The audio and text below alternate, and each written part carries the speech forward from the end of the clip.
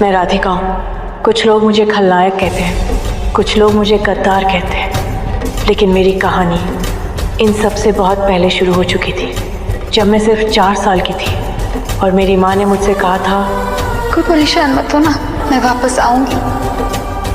मैंने उन पर विश्वास किया था। मुझे नहीं पता था कि वो मुझे छोड़कर नहीं जा रही थी, वो अपना धर्म निभाने जा रही थी।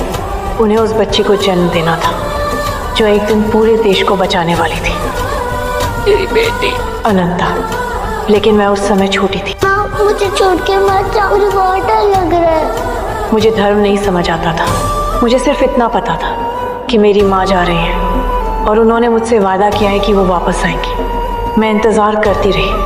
1 दिन, 2 दिन, 1 हफ्ता, फिर कई हफ्ते मैं उस गुफा में बैठी रही। हर आहट पर मुझे लगता माँ आ गई। हर आवाज़ पर मैं बाहर भागती, लेकिन वो कभी नहीं आई।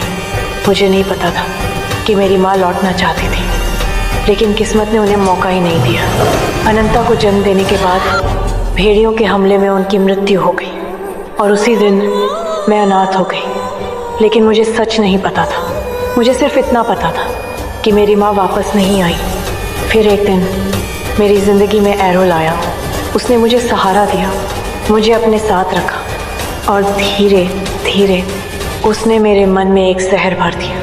उसने मुझे यकीन दिलाया कि मेरी माँ ने मुझे छोड़ दिया, कि मेरी माँ ने मुझे नहीं, अनंता को चुना, कि मेरी माँ के लिए मैं कभी महत्वपूर्ण थी ही नहीं। धीरे धीरे मेरा इंतज़ार नफ़रत में बदल गया, मेरा प्यार गुस्से में बदल गया और मेरी मासूमियत बदले में सालों तक मेरा खून एक प्रयोग के लिए इस्तेमाल किया गया। मैं समझती रही कि ये सब मेरे भविष्य के लिए है, लेकिन सच में मैं सिर्फ एक हथियार बन रही थी। एक दिन एक दुर्घटना हुई, एक प्रयोग गलत हो गया और उसी क्षण मेरी पूरी ज़िंदगी बदल गई। मैं ड्रैगन बन गई। अब मेरे पास शक्ति थी, अब मेरे पास ताकत थी, अब मेरे पास बदला लेने की क्षमता थी। और फिर मैं पहुंचा महाकुंभ, जहाँ मेरी मुलाकात हुई अनंता से। मुझे नहीं पता था कि वो मेरी बहन है। मैं सिर्फ इतना जानती थी कि वो वही लड़की है जिसकी वजह से मेरी माँ मुझे छोड़कर गई थी। मैंने उससे नफ़रत की, मैंने उसके खिलाफ योजनाएं बनाई, मैंने उसके विश्वास का फ़ायदा उठाया और जब उसने मुझ पर भरोसा किया, मैंने उसे धोखा दिया। उसने मुझे नागमणि सौंपी और मैंने वही नागमणि उससे छीन ली।